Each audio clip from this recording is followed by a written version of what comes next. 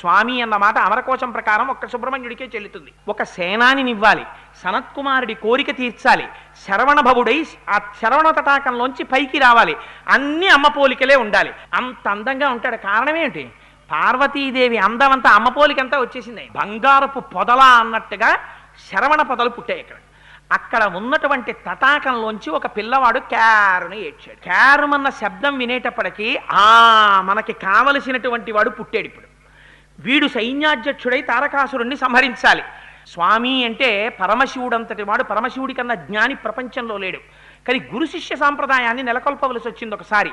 అప్పుడు ప్రణవార్థాన్ని గ్రహించాలి.